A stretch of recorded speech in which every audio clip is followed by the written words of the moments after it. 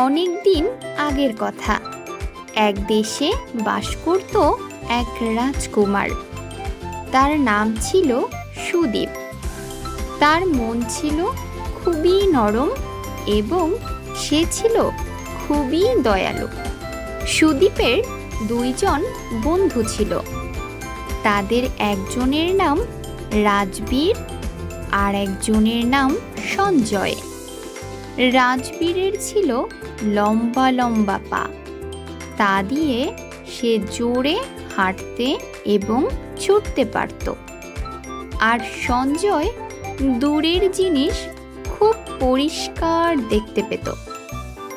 একদিন তিন বন্ধু ঘোড়ায় চড়ে ভ্রমণে বের হলো।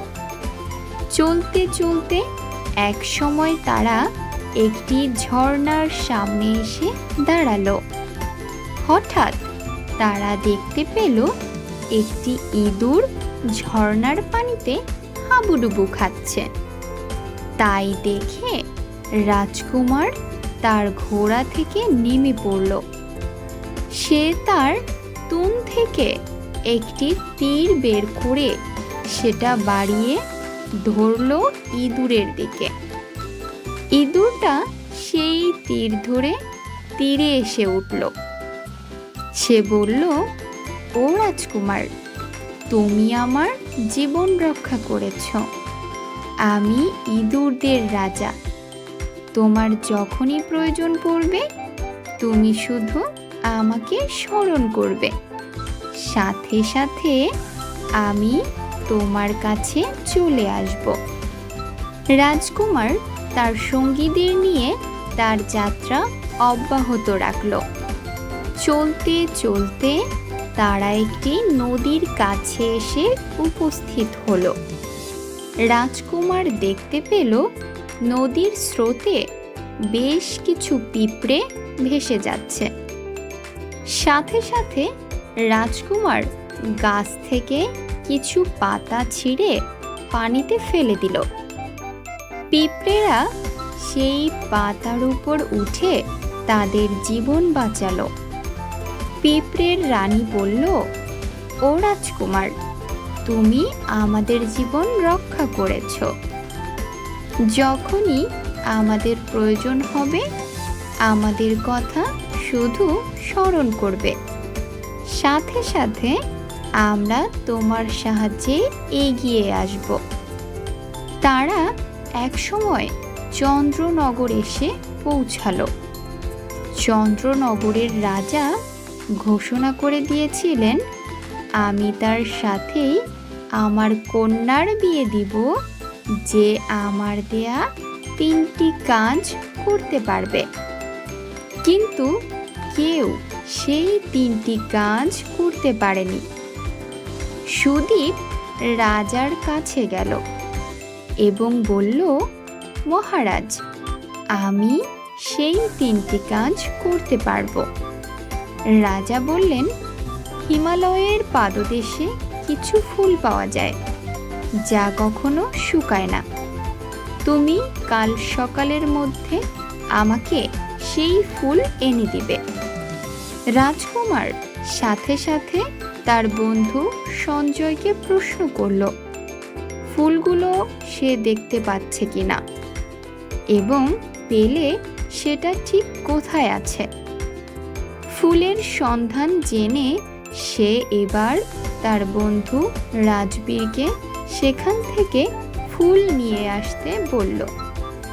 সাথে সাথে রাজবীর ফুল আনতে ছুটল এবং পরদিন সকালের আগেই সে ফুল নিয়ে উপস্থিত হলো।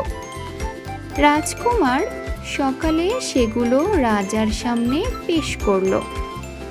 রাজা সেই ফুল দেখে খুবই খুশি ও সন্তুষ্ট হলেন রাজকুমারের উপর।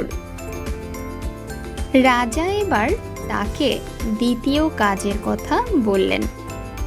আমাদের এই প্রাসাদে একটি 20 ফুট লম্বা কাঠের থাম আছে যা আজ রাতের মধ্যেই ধ্বংস করে দিতে হবে। রাজকুমার ইঁদুর রাজার কথা ভাবল এবং তাদের নিয়েই সেই থাম ধ্বংস করার কথা চিন্তা করতে লাগলো। সাথে সাথেই ইঁদুর রাজা তার ইঁদুর বাহিনী নিয়ে হাজির হলো। ইঁদুরের ঝাঁক ঝাঁপিয়ে পড়ল সেই কাঠের থামের উপর। সকালের আগেই তারা সেই থাম কেটে উধাও করে দিল। সকালে রাজা সেই দৃশ্য দেখতে পেয়ে খুবই খুশি হলো। এরপর তিনি তৃতীয় কাজটি দিলেন। তিনি বললেন, কাল সকালের আগেই আমাকে একটি মৃত বিষধর সাপ এনে দিতে হবে। সুদীপ এবার পিঁপড়ের রানীকে স্মরণ করল। সাথে সাথে সে তার পিঁপড়ে সৈন্য নিয়ে উপস্থিত হলো। তারা সকাল হবার আগেই একটি বিষধর সাপকে মেরে নিয়ে এলো। রাজা সুদীপের উপর খুবই খুশি হলেন। তিনি তার কথা রাখলেন। তার কন্যাকে সুদীপের সাথেই বিয়ে দিলেন। সুদীপ তার দুই বন্ধুকে ধন্যবাদ দিল। সে তার দুই বন্ধুকে পুরস্কৃত করল। ইঁদুর রাজা ও পিঁপড়ে রানীকেও ধন্যবাদ দিল তাদের সাহায্যের জন্য। এরপর সুদীপও রাজকুমারীকে নিয়ে সুখে শান্তিতে বসবাস করতে লাগলো। ছোট্ট বন্ধুরা, আমাদের আজকের গল্প থেকে আমরা কি শিখলাম জানো? চলার পথে যদি কেউকে বিপদে দেখো, অবশ্যই তাকে সাহায্য করবে।